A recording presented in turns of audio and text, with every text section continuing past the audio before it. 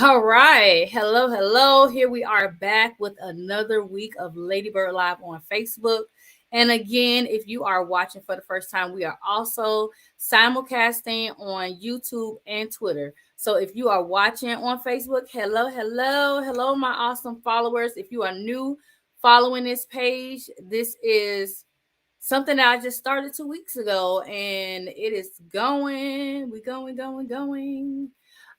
So go ahead, make sure you talk in the comments. If you have questions as we go through this interview, please ask them. I'll try to keep track of the questions. If you're on YouTube, you can comment and I will see your comments from YouTube. Twitter, you won't be able to comment, but you can watch. You can tweet it out. So share it. Make sure you guys are sharing this out. Anybody you think you want to watch this show today, because I have the amazing Dawn on here today. And let me tell you, she is getting ready to share something with you all that I think you really need to hear. I know you guys have heard my story and others and things we dealt with, but I think now is the time that you guys need to hear it from this point of view. So today's show is titled "My Committed Relationship Didn't Stop HIV." All right. And so we have Dawn here, and I'm going to bring her on because listen, let me tell you guys something. Hey, Dawn. Hey. Let me tell you, when I met Dawn, I was just doing my thing, and Dawn was, she's quiet for the most part. She is not all, look, she told me not long ago, I'm not all that tech savvy, you know. So she was on Facebook and she messaged me and she's like, listen, I need to, she wanted to share with me, and she told me. So, I always tell you guys all the time that people reach out to me and others all the time, sharing their experiences, sharing what they've been through, letting me and others know that, hey, I'm dealing with this too. I'm just not open about it. So when Dawn finally sent me this message and was like, I'm ready, I was like, you ready? What you ready for? She was like, I'm ready to do it. I am ready to get it out there. I'm ready to just be free of holding this in.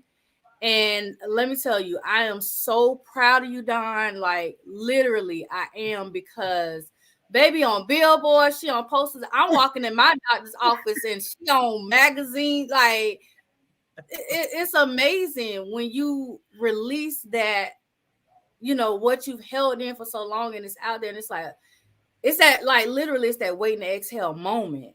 Absolutely. So what I want you to do, Don, is I want you to introduce yourself, let everyone know what it is you do, and whatever else you want to share, and then we can dive right into your story. Okay.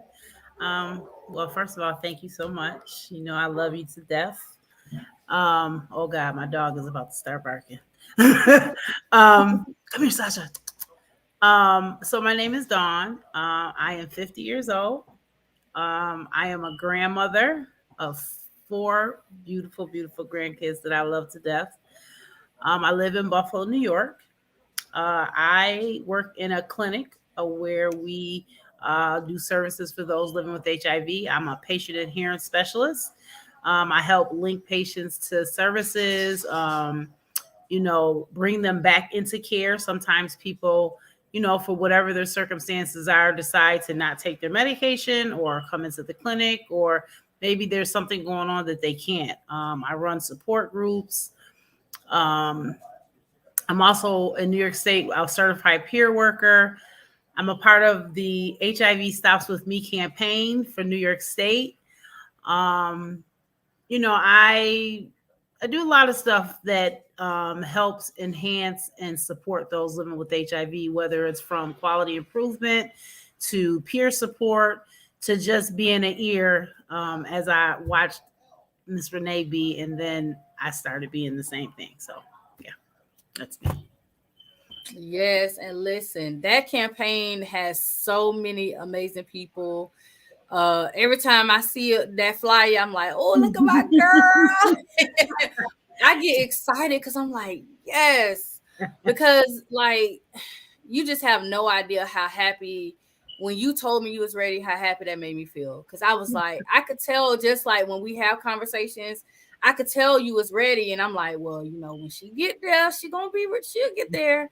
And so here we are. So take us back to that moment when you know you're finding out your diagnosis, but also what led up to that. Like, I know you're in this committed relationship, so like, how long were you in this relationship, and how long did you know this person?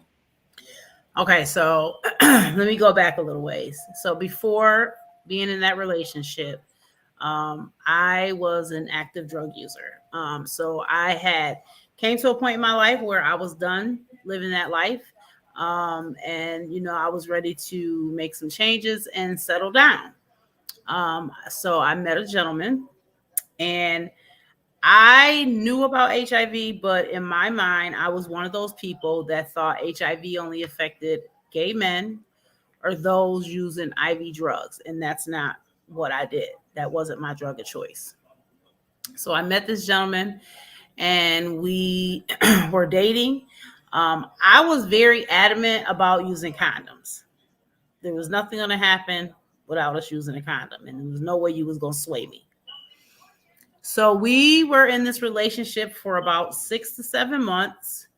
But he was always very adamant about, why do we have to use these condoms? I trust you. Don't you trust me? We're together all the time. I don't understand what the point is. So eventually I gave in, right? Like, okay, it's just me and him. Why not? Again, HIV is in my mind, but not really. I'm worried more about a STD, like a gonorrhea or chlamydia. That's what I was worried about, right? And I wasn't worried about getting pregnant because my tubes was tied. So, um, so this happened around like the 7th month mark of our relationship. Um, and every year I would get tested for HIV. This was just part of what I did every year. So when me and him got together, I had just literally had an HIV test. So I was negative and I knew this, right? So around the 10th month mark, maybe, I was somewhere out in the public going to do something, and a lady saw me who I knew, and she said, "Hey, you want to go take an HIV test?" And I was like, "Oh no, it's not my time, right? Like, it's not time for me to take the test." And she was like, "No, come on, I need the numbers, and I knew her. She was like, "Go ahead and, just, I'm gonna give you this gift card, So I'm like, all right, I'll go do it. Now, this was the first time ever that I took this test that I wasn't nervous. I was like, I'm good. I've been in this committed relationship. We was using condoms. I trust him. He trusts me. He not gay. Like, these are the thoughts that's going through my mind when I'm walking up these steps. And I remember going up the steps, and the guy was a guy, and we're talking, and he did the swab, and we joking and kikiing, and everything is good. And the 20 minutes go by, and all of a sudden, like, his whole facial expression just changed. And I'm looking like, the hell is going on? And he was like, I've never had to do this before, but, and he turned the little thing around where where the test tube thing is, and he said, "Do you see a second line there?" I looked very faintly. Wow. Second line. And I said, "That shit wrong. You better take that step over again." Look, That's wrong. Take it again. Take it again right. now. He did. He swabbed me again. So now I'm stressed out. I'm sitting there. I can remember this. I'm rocking. I'm like, hell no, that's wrong. No way. No, no, no, no, no, no, no. So lo and behold, he did the second test. And again, the same exact thing. This very faint line. And I remember jumping up. I'm getting emotional to think about it whenever I tell this part of my story. And running down the steps and running past the lady, and she's screaming my name, and I'm running, and she comes running behind me, and she stops me. And all I kept saying is, "It's wrong. That thing is wrong." And so she said, come on, let's go. And she took me to what we have is like our big county hospital, and they had an HIV clinic in there. And they took me down there and they took all these tubes of blood. And I remember that there was like a doctor and a nurse. Like I remember these people and they're talking to me, and I don't hear what they're saying, but I hear what they're saying. Cause still in my mind right now, I'm like, this is wrong. I'm not a gay man. I don't shoot drugs. Like, what is going on here? Yeah. And I remember them saying, we're going to give you these pills. We need you to take these pills. And you're going to come back in 2 weeks and we're going to see what the blood work says. I took the pills. I went home. And for 2 weeks, I was in a blur. I took the pills, though. I didn't say anything to him. I went back, and the blood work said the same thing. But what the blood work said was, and what the doctor said to me was, ma'am, you must have just contracted this. Because when I tell you that the virus is so low in your system that you had to have just contracted this in the last 6 months. Immediately, I'm like, this. Right. I know that. Yeah. That was like how my, yep. Yeah. So I went home and, you know, I broke down. And I remember thinking, I'm about to die. This is it. This is the way I'm going out. And I said, I got to tell my kids so that I can prepare them for me dying. And at the time, my oldest child was 14. And then the other one was, God, if I get these ages wrong, they're going to kill me. The other one had to be like 11. And then my son was like maybe 6 or 7. I don't know. Right. And I told them, and the 2 younger ones was just kind of like, okay, can we go outside and play? Because they didn't understand. Yeah, they didn't know. My older daughter just was like, okay, what we gonna do now? And I was like, I don't know. I gotta make preparation. So now I gotta call him, right? Because now I'm hurt, but now I'm fucking angry. Yeah. And he had been calling me for the past 2 weeks, and I wouldn't answer. He came by a couple times, and I told my kids, you tell him I'm not here. So I called, and I said, do you need to tell me something? Right. He said, tell me something. Yeah, like, what? Do you need to tell me something? Now, you need to know in this moment, my whole body is shaking. I'm sweating. And he's like, what are you talking about? I said, do you have something to tell me? I said, I went to the doctors. Is there something you need to tell me? Still, he kept acting like he didn't know what I was talking about. And finally, I just blurted out and said, I got fucking HIV. When was you going to tell me that you was infected with this shit? Right. And the words I said to him, I'm not going to say the exact words, but I said, are you a fucking... What I said to him. Right. His response to me was, I don't understand what the big deal is. Somebody did it to me. We can just be together. Just get Wait a minute. Wait a minute. What? Oh, no. Swear to God. Oh my goodness. So listen, y'all, I've heard Don's story, but it's some stuff I ain't heard. So I'm like, I'm about ready to go like, where he at? Cause the hell, baby, when I tell you I went the off, I had to end up. Now, here's another part of this. I didn't know anything about you could like get somebody and put in jail, and I didn't know I don't know nothing about all this. But there was a point when I had to get a restraining order against him because he kept calling. He kept coming by the house. And I was like, am I in a twilight? What is going Right. on here? I'm thinking I'm about to die and got to keep trying to dodge him.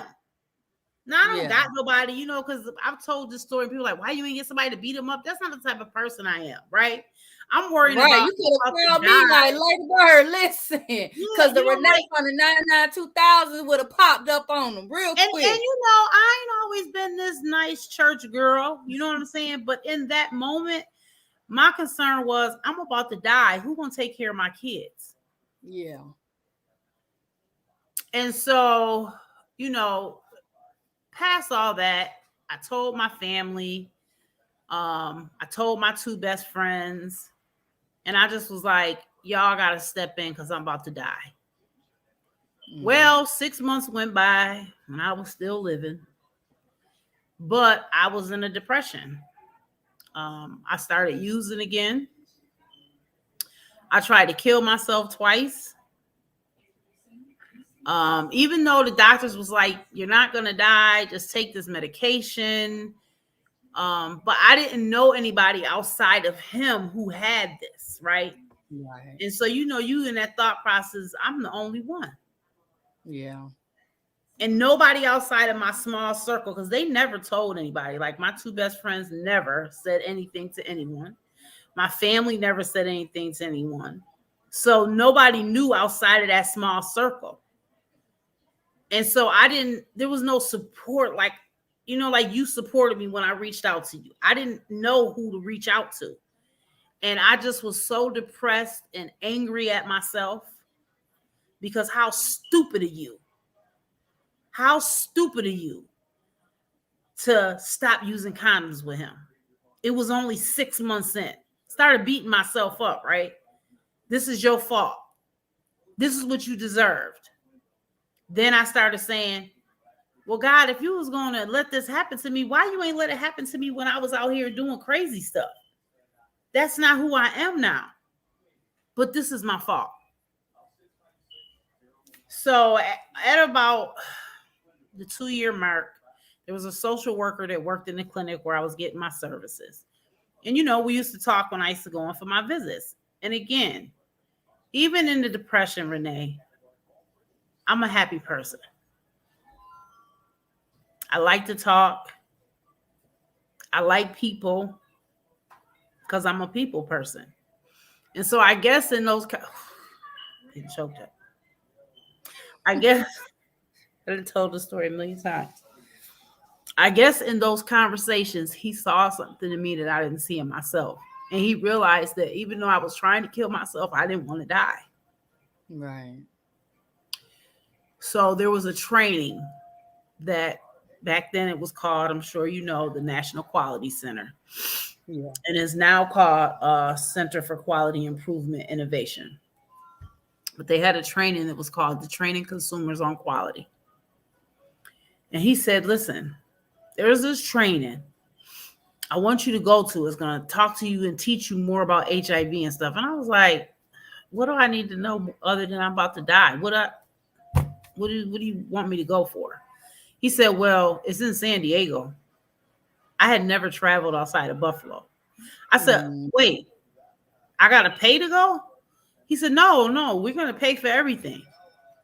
It's a free trip. It's 4 days. I said, well, what am I going to do about my kids? Right. We're going to set Because, up like, look, I want to go, but what about these kids? We're Yeah. going to set up respite. And they arranged everything. And Renee, I went. And when I tell you, I was in a room with over 400 years of experience of people living with HIV who were 20 years, 30 years, 15 years, 5 years. They have been living with this and they were thriving. They were working. They were having families. They was having babies. And I was like, wait, I'm not going to die. Mm-hmm. And guess what else you saw in that moment too? You saw that you weren't alone. That too. Mm-hmm. Absolutely. Yes. Absolutely. So in that moment, that's when, I finally was like, okay, get up off this pity pot, get your shit together, learn all you can learn so that the next person does not have to go through what you just went through.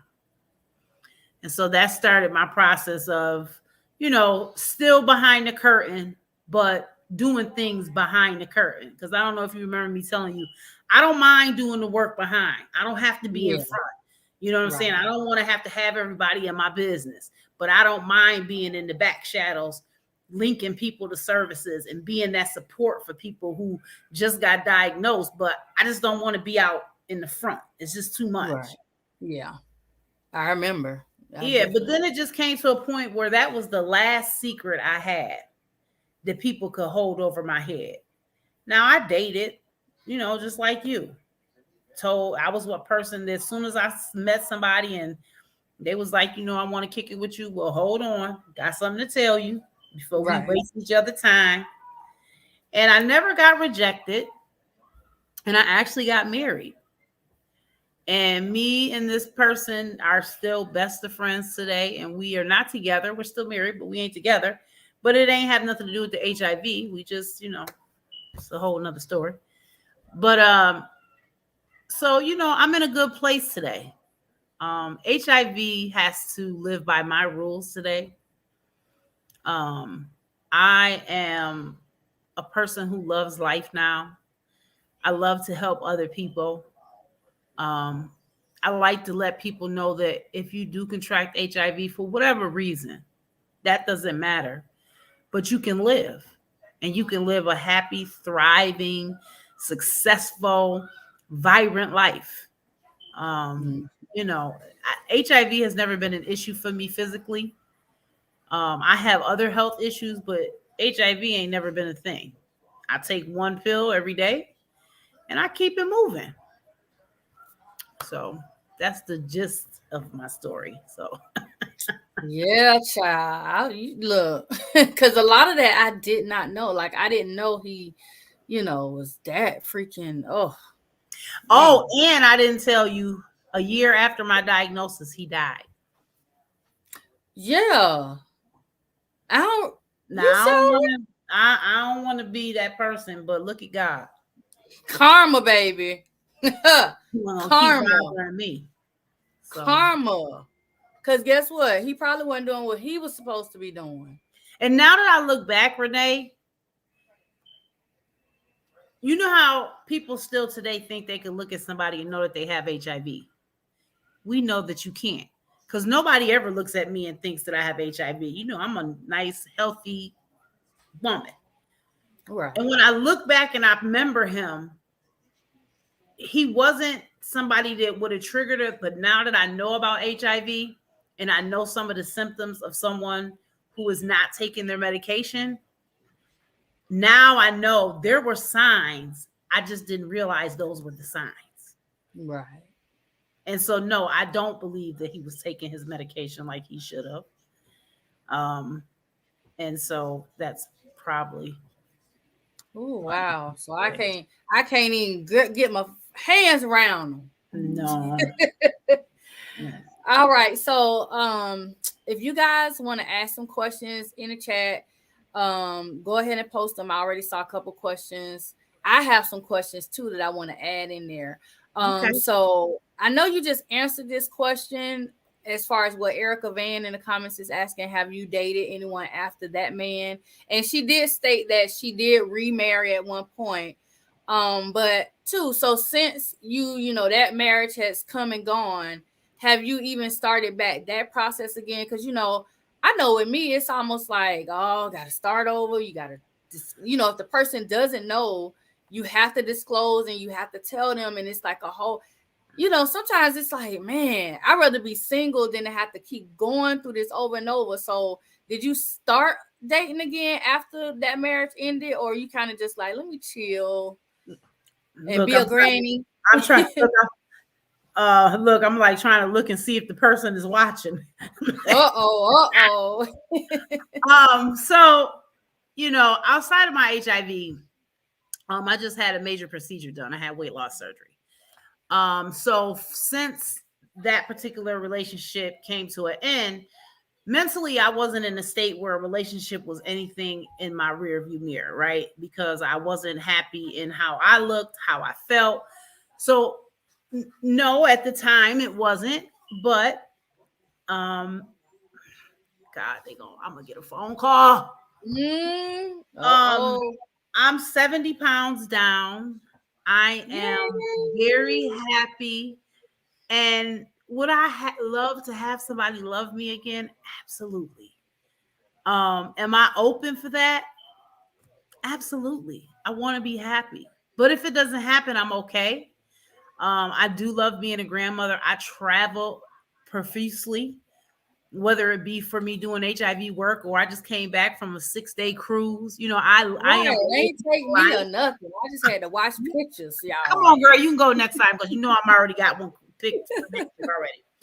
Um, but absolutely, if God decides that He wants to send me somebody, yes, but I am very picky. I'm in a place where I don't have to accept anything.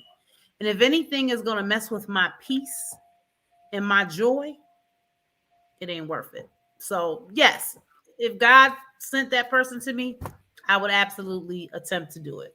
Is there anybody in the rearview mirror right now? So listen, if you in that river mirror and you watching, she just told you that she ready. Okay, that was a hint. Hint, hint. Do what you need to do, sir. Okay. If you watching, are you watching the replay?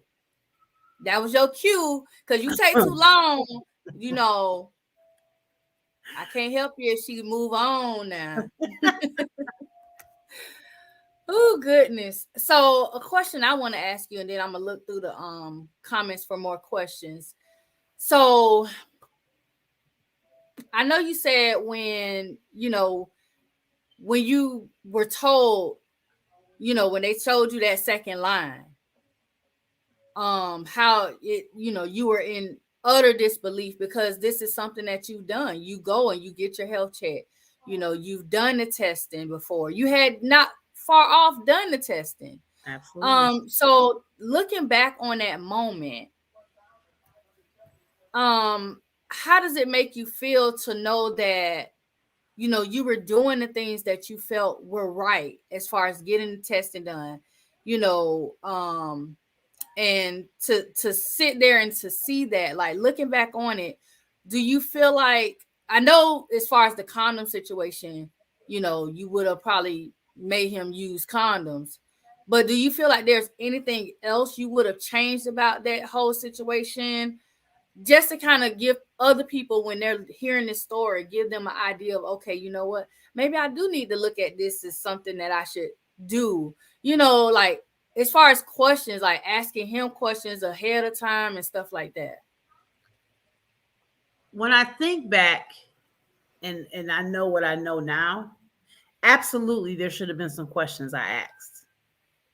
Absolutely, when we decided we were going to no longer use those condoms, we should have went and got tested together. And you know, like I know your story, we should have been able to show each other our results.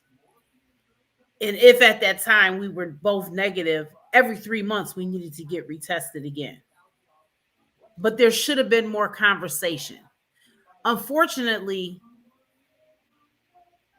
especially today, there are so many questions you need to ask somebody before you start feeling like you can bare your soul and open up yourself to somebody. There definitely should have been a lot more conversation. Unfortunately, and this is for me, and I'm not telling anybody else to be like this, but I have barrier walls up. I don't trust easy anymore because anybody can tell you anything. Some people can show you what they want you to see. But until you really start seeing that person behind the curtain, asking communication questions, and really getting to the bare bones of somebody, you don't know somebody. And I've told people this, and they get very upset. Even if you're married, if you ain't with your husband or wife 24/7, if you ever get an inkling in your mind that you think there's a possibility, baby, you need to be getting tested regularly. Y'all heard that, right? Regularly. Because Renee is not the first person that scenario that she had happened. It's happened before. It's still happening. I may be off on the numbers, but 85% of women who contract HIV contracted from a male partner. Large proportion of them have been in long-term relationships or married. Exactly. Yep. So unfortunately, I'm not telling people not to get married, not to trust their partner, but you have to make sure that you're the most important person to you. And that means taking your health serious. And if anybody that you're dating or married to gets upset and so offended that you want to go and get an HIV test yearly or whatever, what you so scared about? Don't you want to be healthy? I want to be healthy. This is for the safety of both of us. So absolutely, there should have been more communication. There should have been more conversation. And I should not have been as trusting in that moment. Gotcha. All right, so let's see. I know someone did. I saw it in the comments. Someone wanted to know how old were you when you were diagnosed? So I was diagnosed in 2007. I'm 50 now. Yeah, I'm bad with math. So I was born in 72. I was So that 30, was 30, 32, that was like almost 16 years ago. 15, 17, 16 years. 17. That's 17 because 17. My 17 is coming up like the month. Oh, Yeah. okay. Yeah. No, So like well, 16. I was 7. Yeah, because I was Yeah. 07 too. Yeah. So this But is year 16. I was like 32, something like that. Wow. Yeah. So I was in my 30s. Gotcha. Yeah. All right. Someone asked, when you were infected, did it mess with their cycle? Like, what made you go and get tested? I mean, I get tested yearly, but their symptoms, uh, but were there symptoms that tell you like, hey, let me go and get tested? So so she Oh, did say, she went and yeah. got tested basically because of someone just asked to go get Yeah, tested, but I was walking down the street and somebody at this place where they do testing and other stuff, and I knew the lady stopped me and asked me to get tested. It wasn't my time to get tested. Um, so that's why I got tested that day. Were there symptoms? Now that I look back and I think about it, a couple weeks before I got that test, I did have a very bad cold. But you always just think, I got a cold. It came, it lasted, it went away. Right. Never in my mind would I think, oh God, I might have HIV. I just thought I had a cold. Because don't we have colds all the time? Like now we think every time we get sick, what we got? COVID. I haven't had COVID since COVID came out. But have I been sick? Yeah, but it ain't been COVID. So yeah, there was that symptom of the cold. And then they say, when you contract HIV, most people will have like these symptoms of a cold, or they might have a rash or something. But if you're not thinking about that, you're not thinking that that's what it is. No, it didn't mess with my cycle. I wish it would have, because I just now in menopause, but no, it didn't. Because I heard her you say she asked, did it mess with my cycle? No. Well, I think she was talking about like your cycle of like how you carry life, like going to get tested and stuff like that. I think that's probably. Oh, well, I mean, once you test positive, you ain't gotta get tested no more. But yeah, the reason I went was not because it was my time. I went because I happened to run into somebody. And I say I got tested because God said we're not gonna let this linger. Because my worst fear in this whole 16 years of being diagnosed is to give somebody else HIV. Hence why when I was in those relationships in the beginning, after I got out of the cloud in my head, I was adamant about using condoms. People went to the doctors with me. They got educated. The funny thing was, none of them wanted to use condoms. None of them. I was like, I have this. Why wouldn't you want to use a condom? Like I would die if I gave this to you. Right. And a lot of people would say, didn't the doctor say you can't give it to me long as you take your medication? Listen. And I'm like, And that Ooh, used Liz. to scare the death out of me, Renee, that I would give someone HIV, which I never have because I've always been undetectable. Now that I know what U equals U is, undetectable, untransmittable. So I can't transmit the virus sexually because I am undetectable. But in your mind, as a person living with HIV, you not that's not registering. I couldn't even have good sex for a while because all I was Child. thinking about is, God, what's gonna happen if I give this to him? It never Right. happened, thank God. But that was in my mind.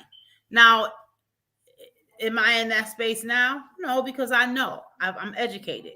If me and that person decide that we don't want to use condoms, then that's just what we're gonna do. Right. There's prep. So yeah. Yeah. Well, we're gonna take a quick little break. I'm gonna play a couple commercials and then we're gonna come back, ask some more questions, and I might get all the way up in your business a little bit. All right. I told you ain't no questions off limits. Let's get it. All right. Look. Jacksonville, Florida. Are you looking to purchase a home? Contact Joe for your next real estate experience. Not only is Joseph Barnes retired from the Navy after 20 years of defending his country, but he's ready to provide you with a stress-free home buying experience. Visit his website, www.broseph.biz, www.broseph.biz today. And also, find Joseph Barnes on Facebook, Twitter, YouTube, TikTok, Instagram, and LinkedIn.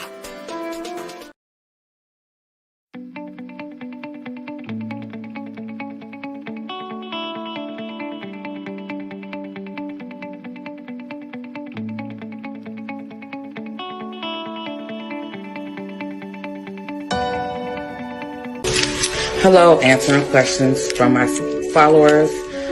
What comes on my self-defense keychains? This is a cheetah print. It's a wristlet with a matching chopstick holder. And then it comes with pepper spray. I put a CPR face shield.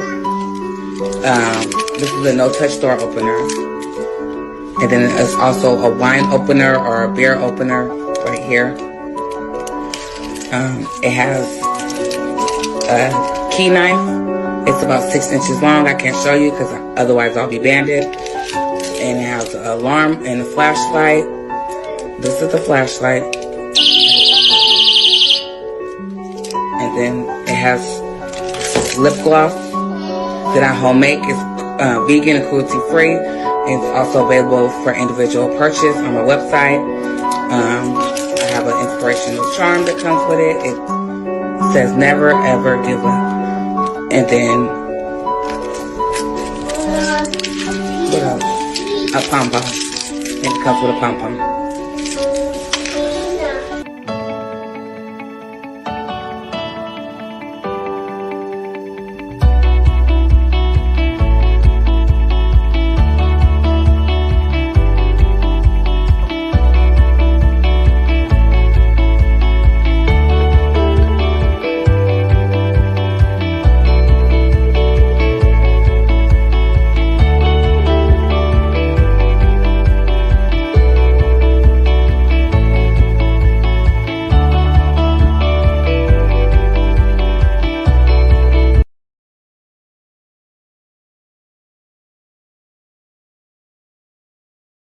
All right. So look, I'm over here accidentally muting myself.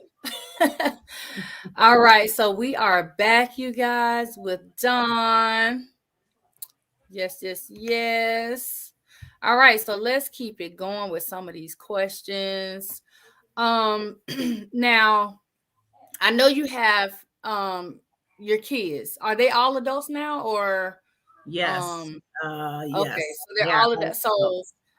So I know one of the questions in the comments were asking if any of your kids contracted the virus, but all of your kids were already grown. But the question I want to ask you is, especially with your older kids, how did, like, I know you said how they kind of felt when you told them, But how are they dealing with it now? Like, did they treat you? I mean, family too. Like, were you treated any differently? Did people kind of understand when you told them?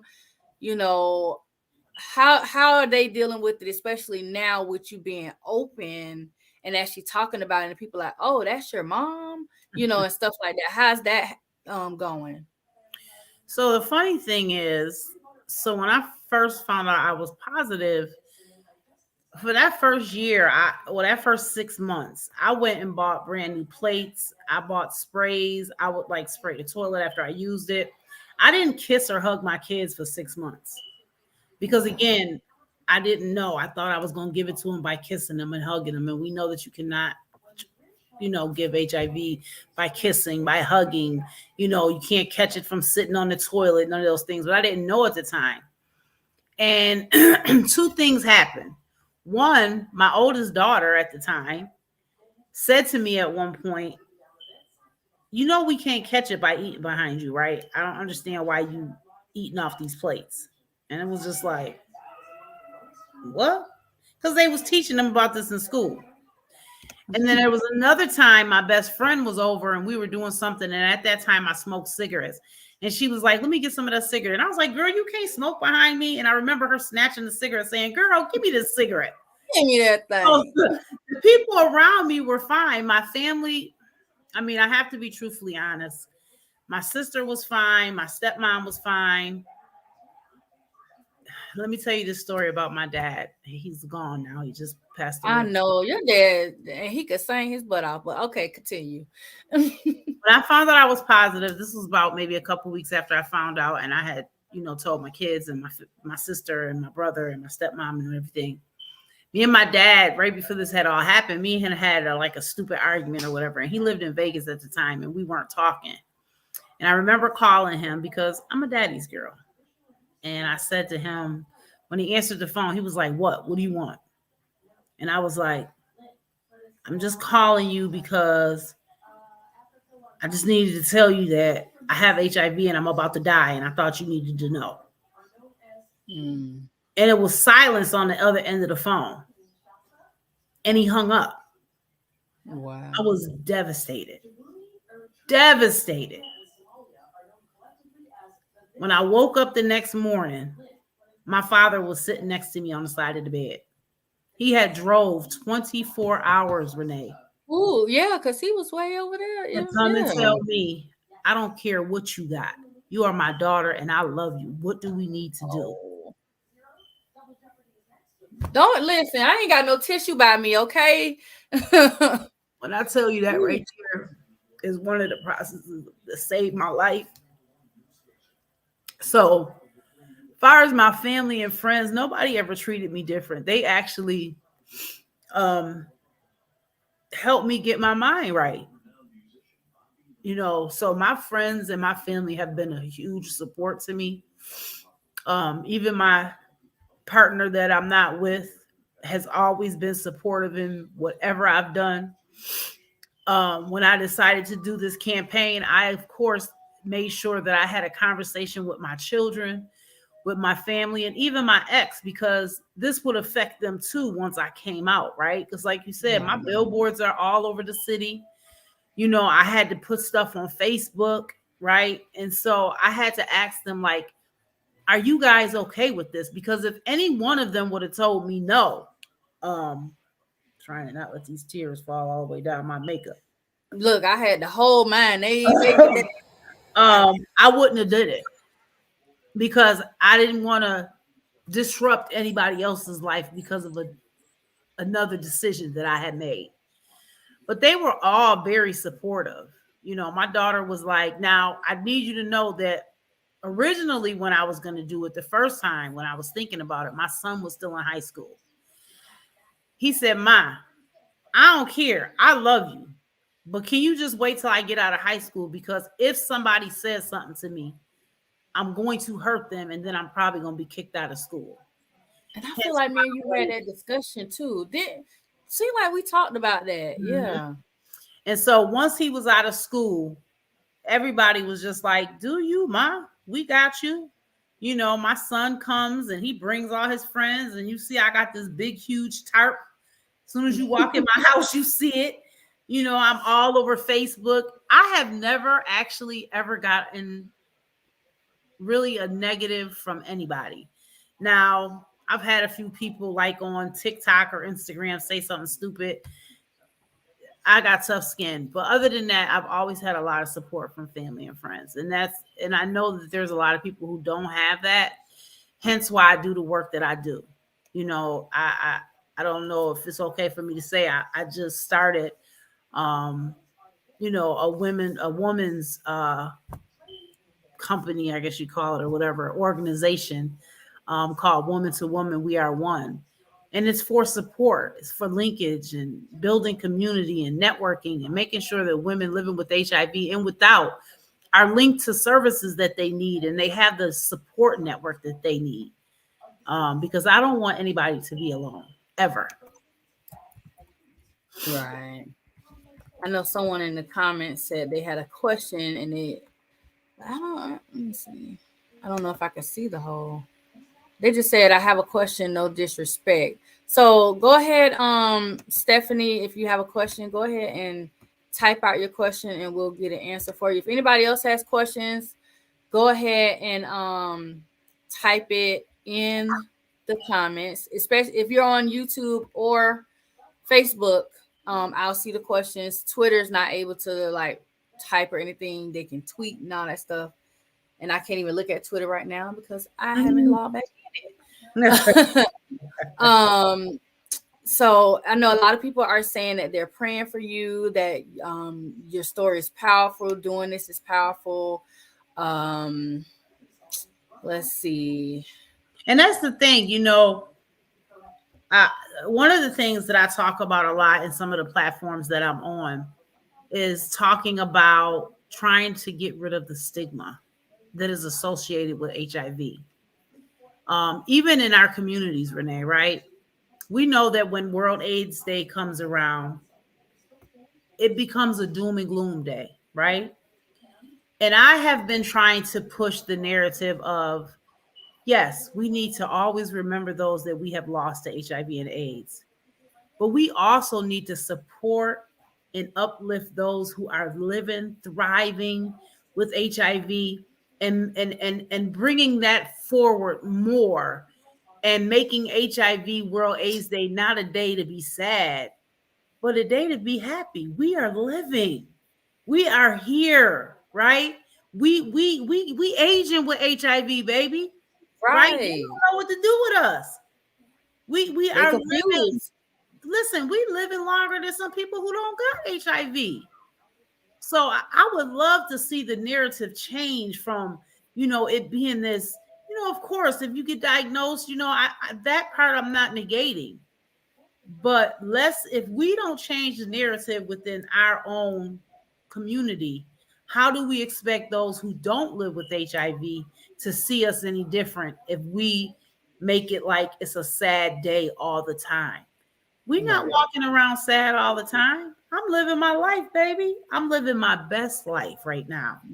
I tell Mm-hmm. people this and they don't believe me, but HIV in a way saved my life. And I say that because I was on a path that could have killed me then, right? But I got stopped in my tracks and I had to start taking a hard look at my life and making some really conscious decisions on, if you want to live, here's the things that you need to do so that you can live. So for me, it saved my life. But at the end of the day, if I could go back and change it, would I? Absolutely. I don't wish this on anybody. But if you have to go through it, let's make sure you go through it and you can still be happy, joyful, right? You can live your life to the fullest. HIV does not have to stop you in your tracks. Mm-hmm. It just doesn't have to. Yeah. All right, let's see. So Erica wants to know, do you ever travel and do any in-person speaking engagements like Ladybird? And if you do, share some of your experiences. I know you said you did that training, you know, on the West Coast. Was Mhm. that on the West Coast? San Diego. Oh yeah, California. Yeah. So have you like traveled any other places? I know you've done a couple conferences and things like that. So share with them like some of the places you've done and what you've experienced and all. Absolutely. I travel. I travel a lot, doing things in HIV work. As I said in the beginning, I am a part of um, some things that I do consulting work with, where I used to, at one point, I went around the country and taught that class that got me started in HIV work. I was a trainer for the TCQ. I was blessed enough to teach and facilitate amongst some greats, some that are still here and some that are not. I have had speaking engagements where I've went and spoke to crowds, some in 30 people, some a couple hundred. Um, I definitely travel the country, like Renee said, going to conferences and getting information, but I definitely go and I speak. Um, I speak in churches. That's one of the big things. I really want to push this information into the faith community because, the faith community is supposed to be a place of healing and where we go to get comfort. And in that, it means we need to talk about everything. And that means we need to talk about sexual health. We need to talk about STIs and STDs. And, God is good and He's a healer. But God also gave us doctors and medication for when things happen. Right. So yes, I have and I do and I still do. Um, I'll actually be going to a conference in 2 weeks. The HIV is not a crime conference in Virginia. So I'm excited about that. I've never actually had the chance to really do advocacy as far as like uh can't think of the word, but like going to legislators and stuff like that. But that's something I want to do because, you know, even outside of HIV, they're trying to take our rights as women. They are Right. attacking the LGBTQ community. And I can talk. I like to talk. And if I can use my voice to save a life, to change a law, or to make sure that people are getting the services they need, that's what I'm going to do. And so that's Mhm. what I'm trying to do now. So yes, Yeah. to your So that question. means next year that means you need to be doing the AIDS Watch in DC. That is Yes, when they go and yes, talk to legislators and you yes, know, so yeah. yes, Make sure you absolutely. get on that. Absolutely. I'll be there. I've never. Only reason I have not done that one is because it's always in a weekday, and I can't do Because of weekdays the because I kids. have Yeah, kids. Yeah. yeah, absolutely. Um. So we have about 5 or 6 minutes left. I want to tell everybody. I know a couple of people was asking about how can they find you on social media. So on Facebook, I have it scrolling across the bottom. If you type in Granny M Dawn, her profile is going to come up. But I pinned the link in the comments on Facebook. So when the live ends and you go to the comments in Facebook, the link is there. You just click on it and it'll take you to her profile. Now, if you want to find her on TikTok, her TikTok username is Granny Dawn X3. And that's how I was able to find it. You should be able to find it pretty easy just putting that in there. Her picture's going to be there, and she does some great stuff on TikTok. Listen, I get on TikTok maybe once a week, and I don't know. I can't get into it. I don't know. I love TikTok. It's yeah, I don't know. I love TikTok. It's a way to reach a bigger mass of people.